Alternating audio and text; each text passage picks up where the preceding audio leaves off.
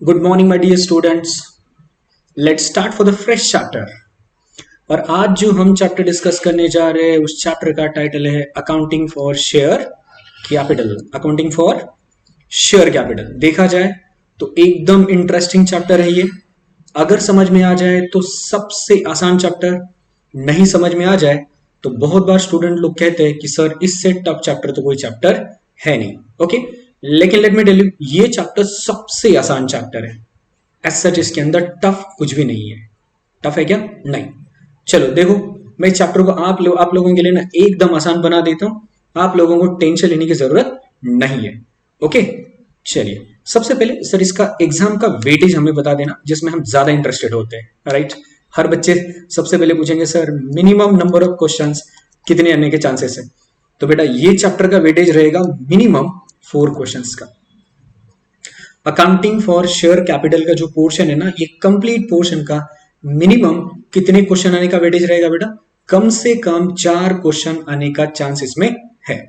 मत भूलना ये चैप्टर बहुत ज्यादा इंपॉर्टेंट है, बहुत ज्यादा इंपॉर्टेंट है। देखा जाए तो ये चैप्टर वैसे टेक्निकल है, बट अगर हम इसको कंसेप्चुअली करेंगे ना, ये चैप्टर बहुत आसान है। कंसेप्चुअली करेंगे तो ये चैप्टर का एकदम आसान चैप्टर आपको लगेगा। ओके, देख लेना चैप्टर का टाइटल क्या है, accounting for share capital. Accounting for share capital. Okay, चलो पहले टाइटल के बारे में थोड़ा सा इंफॉर्मेशन ले लेते हैं अपन। मुझे एक बात बताओ, जब हम लोग कोई भी अगर एक सोल प्रोप्राइटर बिजनेस स्टार्ट करता है तो उस टाइम पे अपन एंट्री क्या बनाते रहे? एग्जाम्पल के लिए बताओ, एंट्री क्या बनाते हैं अपन? बिजनेस स्टार्टेड विद कैश ₹50,000, तो एंट्री क्या बनाते थे अपन? सर जी हम लोग ना bank account debit, otherwise cash account debit to capital account बनाते थे। क्या बनाते थे अपन? Cash oblique bank account debit to capital account ₹50,000 respectively. और नरेशन क्या लिख देते थे अपन? Being business started with cash. Okay sir, ये तो समझ में आ गया, इसमें क्या लॉजिक की बात है। और एक एग्जांपल दे देता हूं।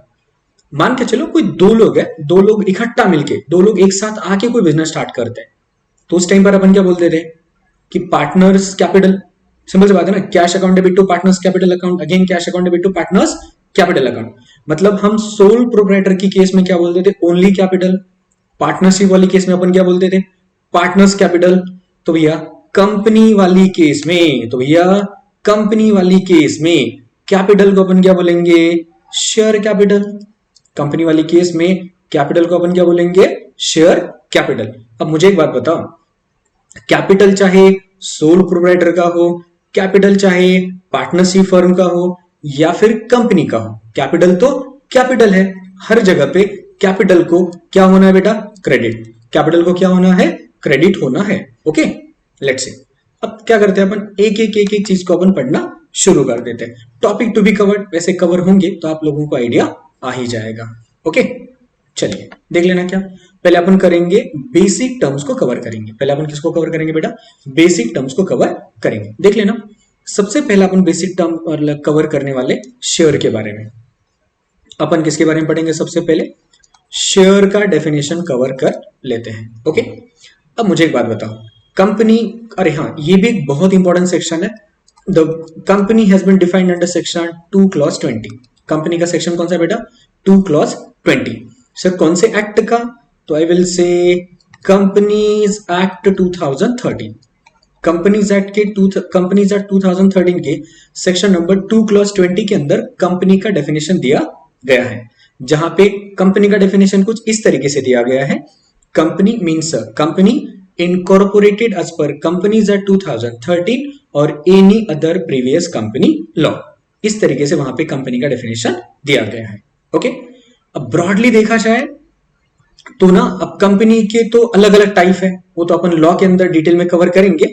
लेकिन बेसिकली ना यहां पर आपको ना अकाउंटिंग फॉर शेयर कैपिटल के पर्पज के लिए ना कंपनी को हम देखो कुछ इस तरीके से डिफाइन कर सकते हैं, प्राइवेट लिमिटेड कंपनी और public company, private limited company और पब्लिक कंपनीज। और यहां पर आपको जितनी भी अकाउंटिंग एंट्रीज पूछी जाएगी ना, वो पब्लिक लिमिटेड कंपनी के परफेक्टिव से पूछी जाएंगी। ओके, किसके परफेक्शन, नॉट परफेक्शन यार, पर्सपेक्टिव, किसके पर्सपेक्टिव से पूछे जाएगी? आपको पब्लिक कंपनी के पर्सपेक्टिव से आपको यहाँ पे क्वेश्चन पूछे जाएंगे। प्राइवेट कंपनी के लाइक पॉइंट ऑफ व्यू से पूछे जाएंगे क्या? नहीं। ओके, वैसे भी याद रखना, प्राइवेट कंपनी पब्लिक को शेयर इशू कर सकती है क्या? Answer is no. लेकिन पब्लिक कंपनी पब्लिक को शेयर इशू कर सकती है क्या? यस। ओके, और याद रखना, जब पब्लिक लिमिटेड कंपनी पब्लिक को शेयर इशू करती है तो उस टाइम पर हम उसको कहते हैं पब्लिक इशू। क्या बोलते हैं हम उसको बेटा? पब्लिक इशू ऑफ शेयर्स या फिर पब्लिक इशू कहते हैं, राइट। अगर कोई private limited company up to 200, अपने कितना बेटा? अप टू 200 लोगों को शेयर इशू करेगी तो इसको कहते हैं अपन प्राइवेट प्लेसमेंट। इसको अपन क्या कहते हैं बेटा? प्राइवेट प्लेसमेंट कहते हैं। ओके, यहां तक चीजें क्लियर है क्या? अगर पब्लिक कंपनी शेयर इशू करेगी तो उसको अपन क्या बोलते हैं? Public issue. और प्राइवेट लिमिटेड कंपनी अगर शेयर इशू करेगा तो उसको अपन क्या बोलते हैं? प्राइवेट प्लेसमेंट कहते हैं। लेकिन यहां पे जितने भी क्वेश्चन आपको पूछे जाएंगे ये किसके पॉइंट ऑफ व्यू से पूछे जाएंगे?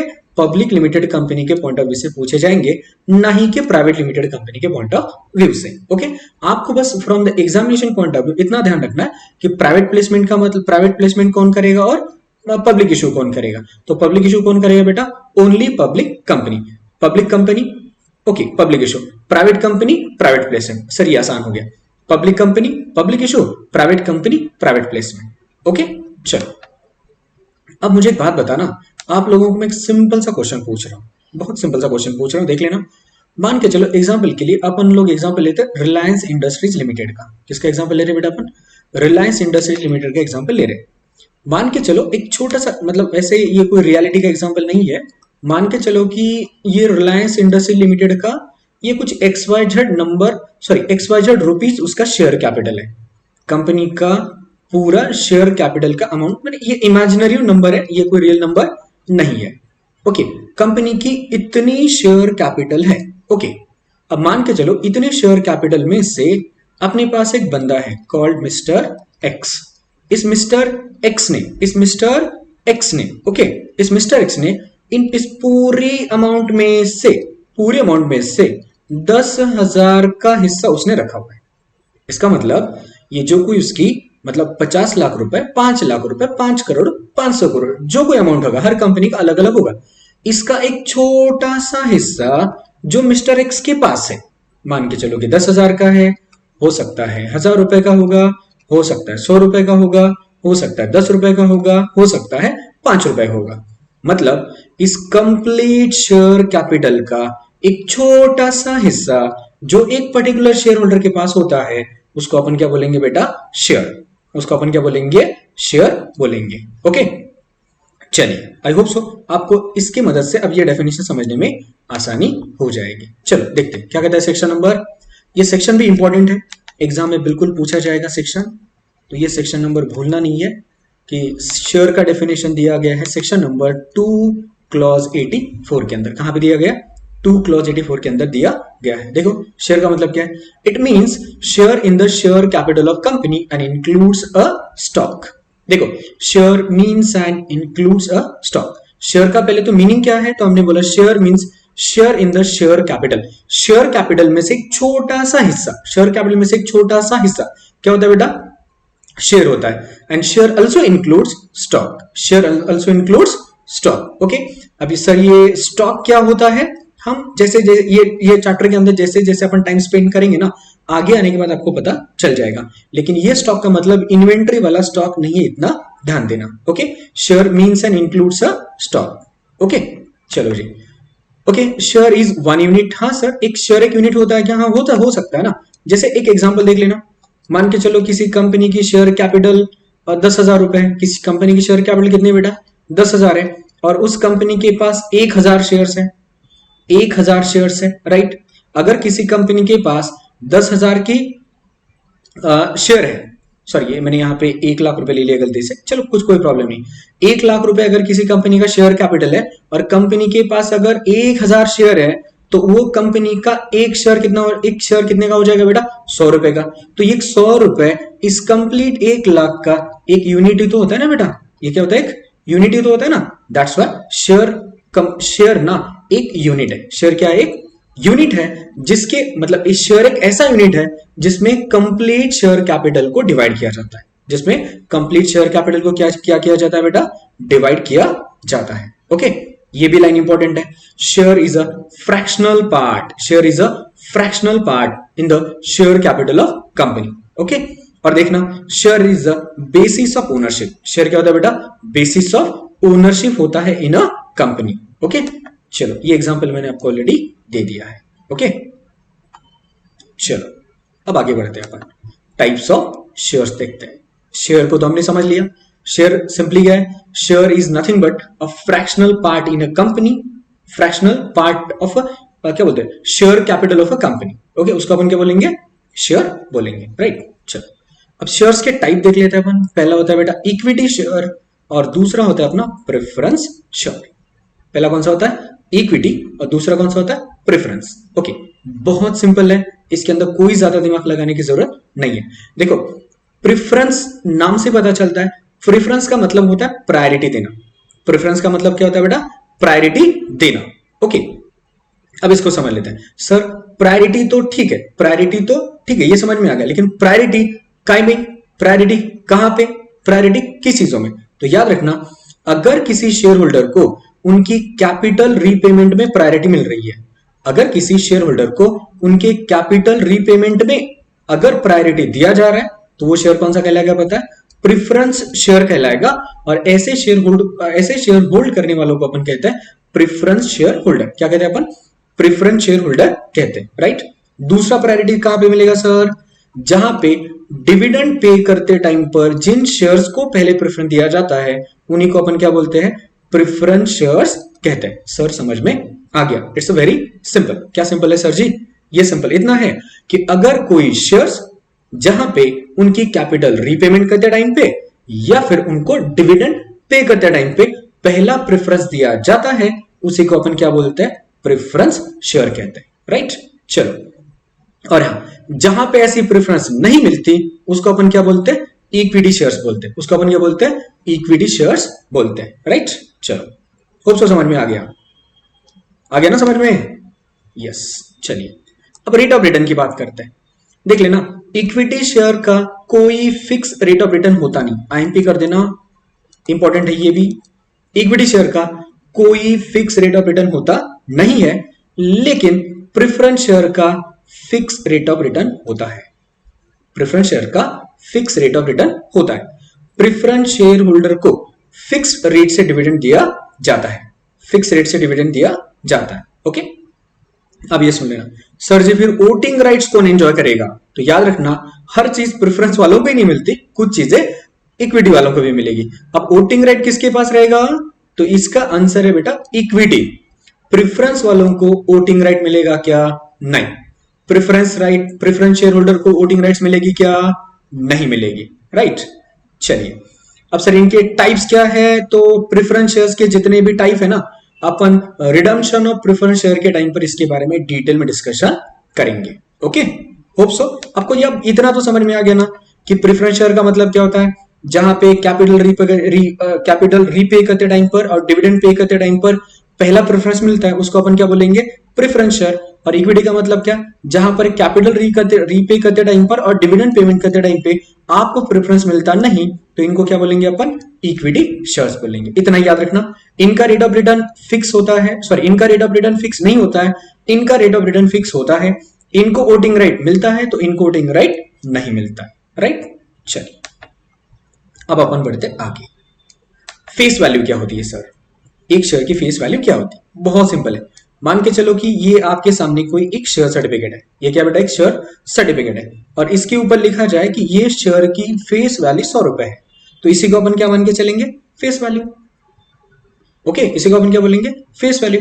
दर्शनी मूल्य, उसको मराठी में क्या बोलते हैं? दर्शनी मूल्य। Okay, and face value is also known as nominal value और पार वैल्यू और फेस वैल्यू। मतलब फेस वैल्यू का मतलब क्या है? पार वैल्यू, और पार वैल्यू का मतलब क्या होता है? Nominal value. सर एक बार फिर भी समझा दीजिए। मान के चलो किसी कंपनी का 10,000 रुपीज शेयर कैपिटल है। कितना है? 10,000 रुपीज शेयर कैपिटल है और उनकी कैपिटल 1000 शेयर्स में डिवाइडेड है। कितने शेयर्स में डिवाइडेड है? 1000 शेयर्स में डिवाइडेड। तो ऐसे टाइम पर उस कंपनी के शेयर की फेस वैल्यू बन जाएगी ₹10। उस कंपनी के शेयर की फेस वैल्यू कितनी बन जाएगी? ₹10 बन जाएगी, राइट। चलो फिर है बेटा इशू प्राइस। उसके बाद क्या था? इशू प्राइस आता है। ओके, अब सबसे पहले तो ये समझ लेना शेयर इशू करने का मतलब क्या होता है। तो देख लो, अगर कोई पब्लिक लिमिटेड कंपनी है, कौन सा कंपनी बोला मैंने, अगर कोई पब्लिक लिमिटेड कंपनी है, तो पब्लिक लिमिटेड कंपनी को जब पब्लिक को शेयर्स इशू करने होते हैं, जब पब्लिक को शेयर इशू करने होते हैं, तो ऐसे टाइम पर पब्लिक लिमिटेड कंपनीज क्या करती है, सबसे पहले अपना प्रोस्पेक्टस इशू करती है। सबसे पहले क्या इशू करेगी, अपना प्रोस्पेक्टस इशू करेगी। और उसी प्रोस्पेक्टस के अंदर फिर वो कौन कौन सी इंफॉर्मेशन देती है सर, तो प्रोस्पेक्टस के अंदर नॉर्मली उनको ना कंपनी के बारे में इंफॉर्मेशन देना होता है। कंपनी के बारे में मतलब it's all about company. Okay, खूब सब समझ में, आपको समझ में, जैसे कि कंपनी की मैनेजमेंट क्या है, कंपनी का मार्केट शेयर क्या है, कंपनी का इंडिया में मार्केट शेयर क्या है, कंपनी का आउटसाइड में मार्केट शेयर क्या है, कंपनी की फैक्ट्रीज कहां पर है, वगैरह वगैरह, ताकि जब कोई आपकी कंपनी में इन्वेस्ट करेगा तो उसके आपके बारे में कंप्लीट इन्फॉर्मेशन होनी चाहिए। फॉर दैट पर्पज कंपनी क्या करता है, प्रोस्पेक्टस के अंदर कंप्लीट इन्फॉर्मेशन दे देता है। साथ ही साथ कंपनी क्या करती है बताए, मान के चलो ये कोई रिलायंस इंडस्ट्री लिमिटेड कंपनी है और ये कंपनी मार्केट के अंदर ये 1 लाख शेयर्स मार्केट के अंदर इशू करना चाहती है, जिसकी फेस वैल्यू है मान के चलो 100 रुपए, मतलब 100 रुपए वाले कंपनी मार्केट के अंदर कितने शेयर इशू करना चाहती है, 1 लाख शेयर इशू करना चाहती है। तो ऐसे टाइम पर कंपनी क्या करेगा बताए, शेयर इशू के बारे में भी कंप्लीट इंफॉर्मेशन प्रोस्पेक्टस के अंदर छपवा देगा, प्रोवाइड करा देगा, है कि नहीं। फिर जहां पे वो ये भी बोलेगा कि इसका फेस वैल्यू कितना है, ओके, इसका इशू प्राइस कितना है, इसके बारे में भी इंफॉर्मेशन दिया जाता है। फिर आपको अलॉटमेंट के टाइम पे कितने पैसे भरने हैं, फर्स्ट कॉल के टाइम पे कितना भरना है, सेकंड कॉल के टाइम पे कितना पैसा भरना है, फाइनल कॉल के टाइम पे कितना पैसा भरना है, ये पूरी की पूरी इंफॉर्मेशन कहां पे दी जाती है बेटा, प्रोस्पेक्टस के अंदर इंफॉर्मेशन दिया जाता है, राइट। ओके, तो कहने की बात यह है कि ऐसी प्राइस जिस प्राइस पे मार्केट में शेयर इशू किया जाता है, ऐसी प्राइस, इशू प्राइस का मतलब क्या सिंपली बेटा, ऐसा प्राइस जिस प्राइस में वो शेयर को मार्केट में इशू किया जाता है for the purpose of subscription, मतलब पब्लिक को खरीदने के लिए, पब्लिक को शेयर खरीदने के लिए जितने में दिया जाएगा उसी प्राइस को अपन क्या बोलेंगे, इशू प्राइस बोलेंगे। उसी प्राइस को अपन क्या बोलेंगे, इशू प्राइस बोलेंगे। और एक बात याद रखना, इशू प्राइस क्या हो सकता है सर, इशू प्राइस क्या हो सकता है, तो एक बात याद रखना, एक मिनट के लिए मान के चलो किसी कंपनी के शेयर की फेस वैल्यू है 100 रुपए, फेस वैल्यू कितनी है 100 रुपए, तो इसका इशू प्राइस कितना हो सकता है, तो इसका इशू प्राइस 100 हो सकता है क्या, यस हो सकता है सर इसका इशू प्राइस 90 हो सकता है क्या, क्यों नहीं, ये भी हो सकता है। क्या सर इसका इशू प्राइस 120 हो सकता है क्या, हो सकता है, कोई लिमिट है क्या, नहीं। लेकिन एक बात याद रखना, जब फेस वैल्यू के बराबर इशू प्राइस होगा ना, तो इसको अपन कहते हैं इशू एट पार, इसको अपन क्या बोलते हैं, इशू एट पार। लेकिन जहां पे इशू प्राइस फेस वैल्यू से कम होता है, जहां पे इशू प्राइस फेस वैल्यू से क्या होता है बेटा, कम होता है, तो अपन इसको कहते हैं issue of shares at discount. और जहां पे इशू प्राइस फेस वैल्यू से क्या होता है, ज्यादा होता है, तो इसको अपन कहते हैं इशू एट प्रीमियम। इसको अपन क्या बोलते हैं, issue of shares at premium कहते हैं। ओके, चलो ये अपन डिटेल में डिस्कशन करने वाले हैं आगे, लेकिन अभी ये इशू प्राइस यहां पर आ गया तो उसके रिस्पेक्ट में मैंने आपको यहां पे एक हल्की सी इंफॉर्मेशन दे दी। ओके, चलो आगे बढ़ते हैं अब। चलो इशू प्राइस आपको होप सो समझ में आ गया होगा। अब ये पॉइंट भी बहुत इंपॉर्टेंट है, टाइप्स ऑफ सब्सक्रिप्शन। आईएमपी कर देना इसको, बहुत इंपॉर्टेंट है, आईएमपी करो, बहुत इंपॉर्टेंट है। अब ये सुनो भाई, मान के चलो उसी रिलायंस का ही अपन एग्जांपल ले लेते हैं। मान के चलो कि ये कोई रिलायंस इंडस्ट्रीज लिमिटेड कंपनी है, ओके, आरआईएल कोई कंपनी है, रिलायंस इंडस्ट्रीज लिमिटेड। अब ये रिलायंस इंडस्ट्रीज लिमिटेड, एक मिनट के लिए मान के चलो कि ये कंपनी को मार्केट के अंदर 1 लाख शेयर इशू करने, कितने शेयर इशू करने, 1 लाख शेयर इशू करने। तो कंपनी को मार्केट के अंदर 1 lakh number of share market के अंदर इशू करने थे। कंपनी ने प्रोस्पेक्टस छपवा दिया। अब एक मुझे बात बताओ, मार्केट के अंदर प्रोस्पेक्टस छप गया तो पब्लिक कितने शेयर्स के लिए रिस्पॉन्स देगी, पब्लिक कितने शेयर्स के लिए रिस्पॉन्स देगी, तो पब्लिक के ऊपर डिपेंड है। तो मैं एक मिनट के लिए मान के चल रहा हूं कि पब्लिक ने 1 लाख शेयर्स के लिए तो नहीं, लेकिन 80,000 शेयर्स के लिए रिस्पॉन्स दिया। पब्लिक ने मतलब आरआईएल ने कितने शेयर इशू करवाए मार्केट के अंदर, 1 लाख, लेकिन पब्लिक से रिस्पॉन्स कितना मिला, 80,000 शेयर्स के लिए रिस्पॉन्स मिल गया, राइट। अब ऐसे भी हो सकता है कंपनी ने 1 लाख शेयर के लिए ऑफर दे दिया और मार्केट से पब्लिक से रिस्पॉन्स मिला 1 लाख रुपए शेयर्स 1 लाख शेयर्स के लिए, ऐसा भी हो सकता है। या फिर ऐसा भी हो सकता है कि मार्केट से उनको रिस्पॉन्स मिल जाए 1,10,000 शेयर्स के लिए, कितना मिल जाए 1,10,000 शेयर्स के लिए रिस्पॉन्स मिल जाए, राइट, ऐसा हो सकता है।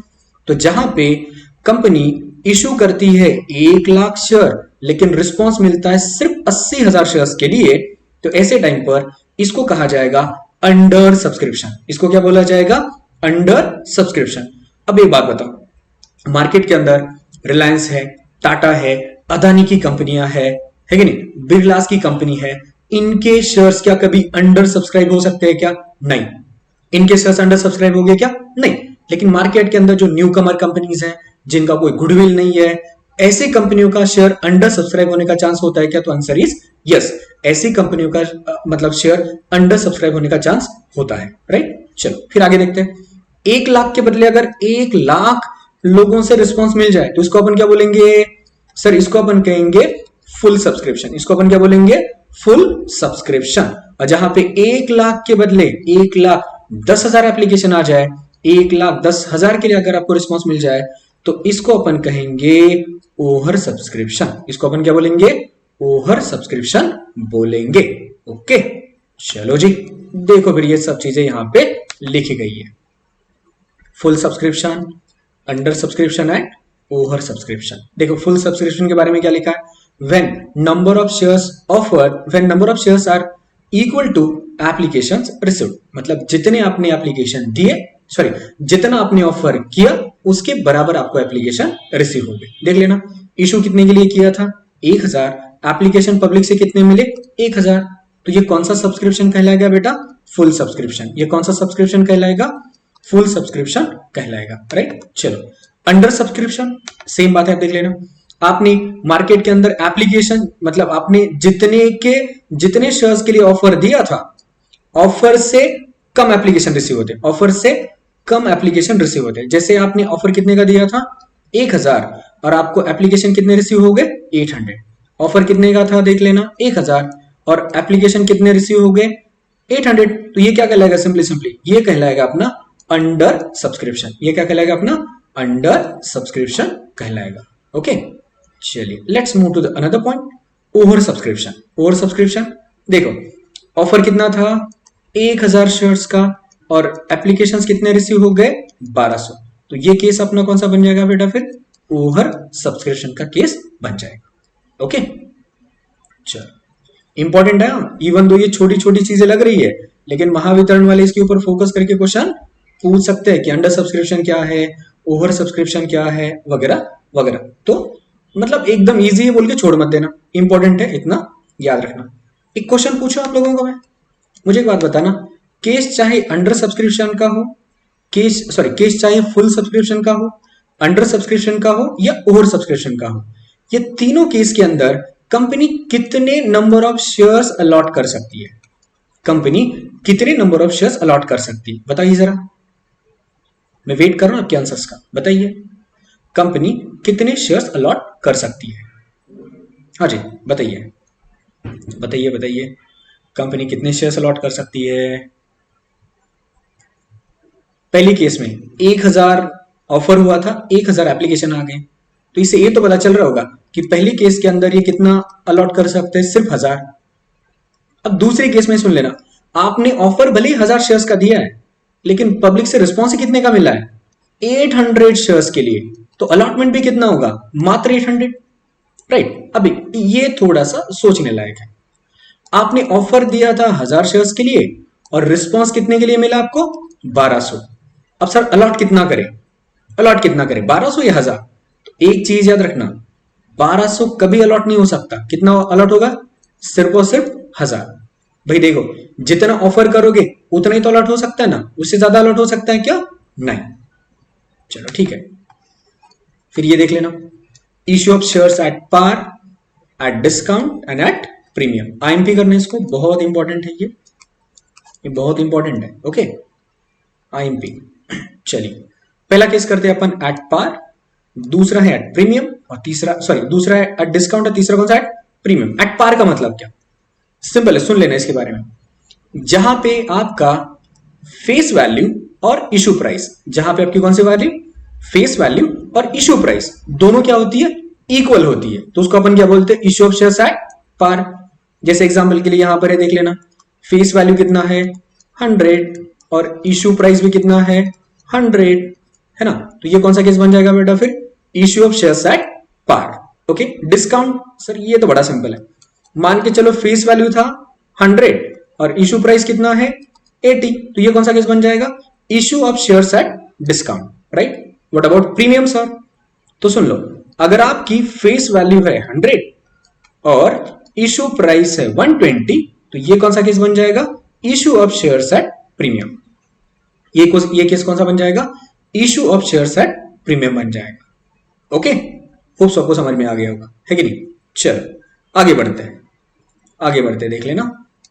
हाँ जी, ये देख लेना, मुझे एक बात बताओ, 100 की चीज अगर 100 में बेच दी, कोई प्रॉफिट लॉस होगा क्या, नहीं सर, देखो यहां पे लिखा है no profit no loss on issue of shares. लेकिन अगर आप 100 रुपए की चीज अगर 80 में बेचोगे तो आपका 20 रुपीज क्या हो जाएगा, लॉस। तो ये लॉस आपका कौन सा होगा, तो याद रखना ये लॉस होता है अपना कैपिटल लॉस, ये लॉस अपना कौन सा होता है, कैपिटल लॉस होता है। ओके, उसी तरीके से इसमें अगर लॉस हो रहा है तो इस केस में क्या होगा, फिर अपने को कैपिटल प्रॉफिट होगा, क्या होगा, कैपिटल प्रॉफिट होगा। तो जहां पे अगर आपका मतलब offer price sorry face value था 100 और इशू प्राइस था 120, तो ये ऊपर का 20 रुपीज आपका क्या कहलाता है पता है, सिक्योरिटीज प्रीमियम कहलाता है। क्या कहलाता है, ये सिक्योरिटीज प्रीमियम कहलाता है, जो कि हमारा कैपिटल प्रॉफिट होता है, जो कि हमारा क्या होता है बेटा, कैपिटल प्रॉफिट होता है। ओके, चलिए सर जी यहां तक तो हमको समझ में आ चुका है। अब जरा इसकी अकाउंटिंग ट्रीटमेंट बता देना।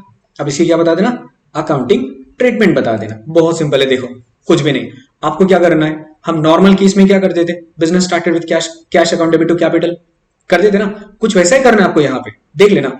लेकिन यहाँ पे आपको कैश अकाउंट नहीं करना है, आपको यहाँ पे कैश अकाउंट करना है क्या, नहीं करना है। और ऐसा क्यों पता है, ऐसा क्यों, क्योंकि जब कंपनी अपने शेयर मार्केट के अंदर पब्लिक को इशू करती है ना, तो उस टाइम पर अपना इशू मैनेज करने के लिए कंपनी को एक बैंक को अपॉइंट करना पड़ता है as a banker to an issue, as a banker to an issue.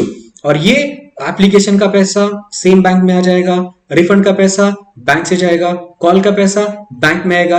इसलिए यहाँ पे सिर्फ और सिर्फ कौन सा अकाउंट यूज करेंगे, अपन बैंक अकाउंट यूज करेंगे। ओके, तो सिंपल है, अगर हम 100 का शेयर 100 में दे देंगे तो बैंक में कितना आ जाएगा 100, तो अपन क्या बनाएंगे, बैंक अकाउंट डेबिट 100 रुपीज और क्रेडिट किसको करना है, शेयर कैपिटल अकाउंट को, शेयर कैपिटल अकाउंट को क्रेडिट करना। सर सिंपल है, बैंक में अगर 100 रुपीज आ जाएगा तो हम bank account debit 100 to share capital account 100 ये एंट्री कर देंगे, ये एंट्री अपन कर देंगे। लेकिन मुझे एक बात बताइए, अब अगर मैंने फेस वैल्यू था 100 रुपीज, फेस वैल्यू कितना था 100 रुपीज और इशू प्राइस है अपना 80 रुपीज, इशू प्राइस कितना अपना 80 रुपीज उसका इशू प्राइस है। तो मुझे एक बात बताना, ये 20 रुपीज क्या हो जाएगा बेटा उसका डिस्काउंट, ये 20 रुपीज क्या हो जाएगा डिस्काउंट। अरे सर हमको याद आ गया, ये जो डिस्काउंट होता है ना, ये जो डिस्काउंट है ना, ये अपनी ले क्या बेटा लॉस है, ये डिस्काउंट अपनी ले क्या है लॉस है। और सभी प्रकार के लॉसेस क्या हो जाते हैं, बताओ सभी प्रकार के लॉसेस क्या हो जाते हैं, डेबिट, सभी प्रकार के लॉसेस क्या हो जाते हैं, डेबिट हो जाते हैं, इतना तो पक्का है। अब ऐसे टाइम पर अगर एक मुझे एक बात बताओ, अब बैंक में कितना आ जाएगा, सर बैंक में हम लोगों को मिल रहा है 80 रुपीज और शेयर कैपिटल पे कितना जाएगा 100, और ये डिफरेंस अमाउंट हम कहां पे लिख देंगे पता है, discount on issue of shares, कहां पे लिख देंगे, discount on issue of shares पे लिख देंगे।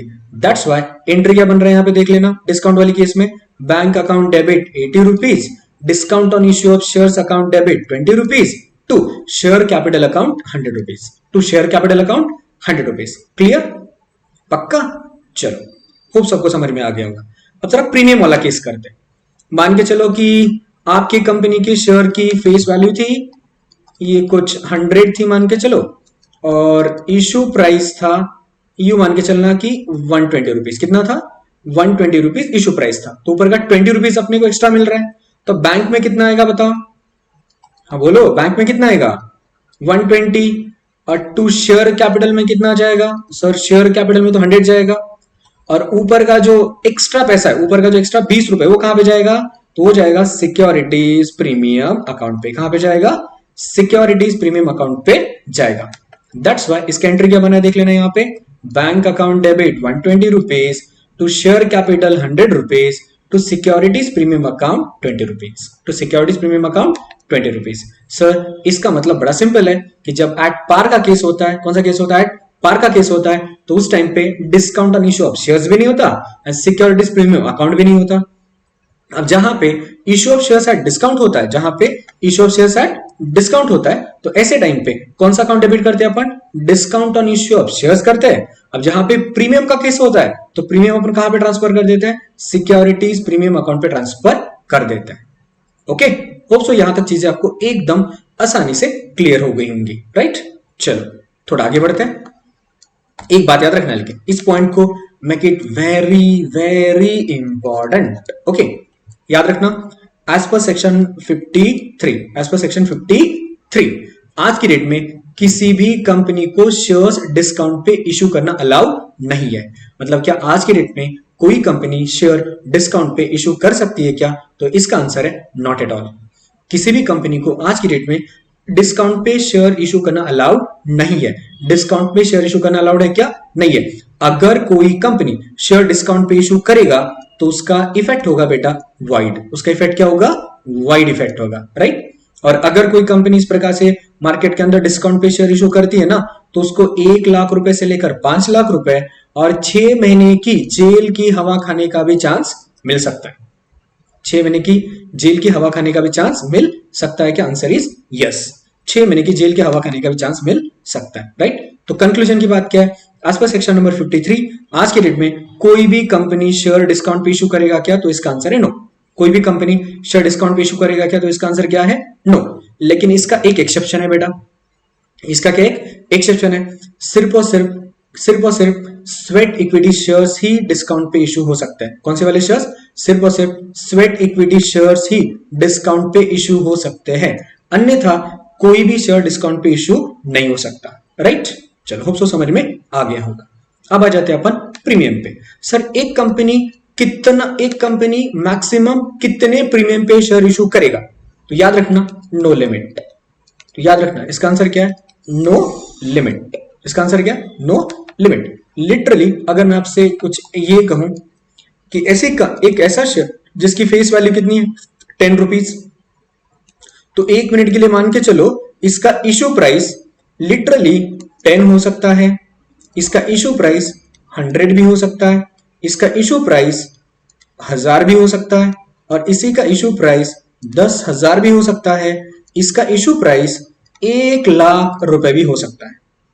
लिटरली मैं बोलूं ना, एक शेयर कितने प्रीमियम पे इशू होगा इसकी कोई सीमा नहीं है, इसकी कोई लिमिट नहीं है। ओके, एक शेयर कौन मतलब एनी अमाउंट ऑफ प्रीमियम पे मार्केट के अंदर इशू किया जा सकता है। ओके, चलो होप सबको ये समझ में आ गया होगा। ये यहां पर ही पॉइंट मैंने क्लियर करा दिया।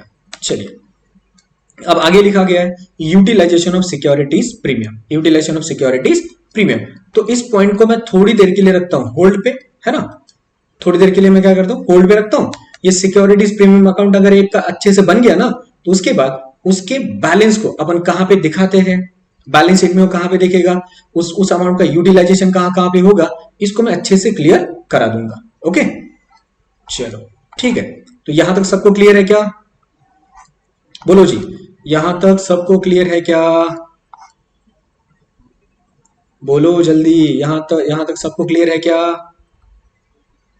अच्छा सर, यहां तक तो हमको क्लियर है। चलो ठीक है, तो अगला पॉइंट पढ़ते हैं अपन, देख लेना। ये अपना issue of shares by companies. Issue of shares by companies, अगर किसी कंपनी को मार्केट में शेयर इशू करने तो कैसे करेगा? वैसे तो मैंने आपको एकदम शुरुआत में बोल दिया था, पब्लिक कंपनी पब्लिक इशू और प्राइवेट कंपनी प्राइवेट प्लेसमेंट। तो देख लेना प्राइवेट कंपनी के बारे में क्या लिखा है। Private company shall issue it's shares and securities through private placement.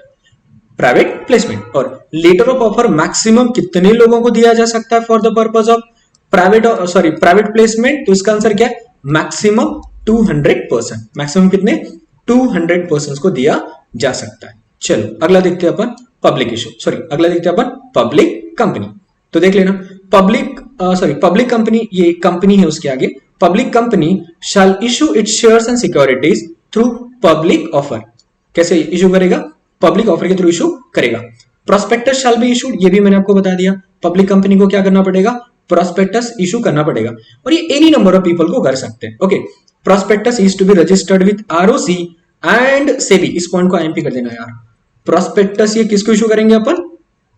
ROC को, that is registrar of company. और अगर कोई कंपनी लिस्टेड है तो वो कंपनी को ये अपना प्रोस्पेक्टस आरओसी के साथ साथ किसके साथ रजिस्टर करना पड़ेगा? सेबी के साथ भी लिस्टेड करना पड़ेगा, राइट। फिर कंपनी क्या करेगा?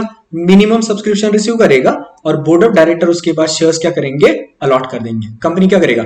मिनिमम सब्सक्रिप्शन रिसीव करेगा और उसके बाद board of director shares allot कर देते हैं। ओके, चलो यहां तक समझ में आ गया। सर मिनिमम सब्सक्रिप्शन नहीं समझा, डोंट वरी, यहां पर पॉइंट है, ये अपन पढ़ने वाले, ये पॉइंट अपन क्या करेंगे? पढ़ने वाले। लेकिन ये पॉइंट पढ़ने से पहले अपन लोग क्या करते हैं? टाइप्स ऑफ शेयर कैपिटल पढ़ते हैं। टाइप्स ऑफ शेयर कैपिटल पढ़ते हैं। देखो ऊपर जो हम लोगों ने डिस्कस किया था ना, that was types of shares था। वो क्या था? इक्विटी शेयर्स है, प्रेफरेंस शेयर्स है, वो क्या थे? शेयर्स के टाइप थे। वो क्या थे बेटा? शेयर्स के टाइप थे। लेकिन वो शेयर कैपिटल के टाइप थे क्या? नहीं। और अभी जो अपन पढ़ने जा रहे हैं वो क्या पढ़ने जा रहे हैं? अपन शेयर कैपिटल के टाइप पढ़ने जा रहे हैं। शेयर कैपिटल के टाइप पढ़ने जा रहे हैं। ओके, ले लेना आज कि कल की क्लास में कवर करना इसको। देखो कोई ऐसा ना हो जाए कि एक क्लास के अंदर अगर मैक्सिमम चीजें अगर मैं आपको दे दूं तो ये चीजें कहीं ओवरडोज ना हो जाए। ओके, सोचो क्या लगता है आपको? ले ले अभी या कल के लिए पोस्टपोन कर दे? हाँ, वो भी बेहतर रहेगा। अगर चीजें आप अगर पार्ट में पढ़ोगे ना, पार्ट में पढ़ोगे तो समझने में आसानी हो जाएगी आप लोगों को। ठीक है, तो कल ले लेते हैं, कोई प्रॉब्लम नहीं। चलो तो आज के लिए अपन यहाँ पे रुक जाते हैं और मिलते हैं कल की डेट में types of share capital, types of share capital इस पॉइंट पे, टाइप्स ऑफ शेयर कैपिटल इस पॉइंट पे अपन डिस्कशन करते हैं। और याद रखना कल हम 2 वीडियोज रिलीज करने वाले, टाइप्स ऑफ शेयर कैपिटल और दूसरा आएगा टैक्स का। ओके, चलो तो आज के लिए यहां पे रुकते हैं, मिलते हैं कल की डेट में। तब तक के लिए टाटा बाय बाय।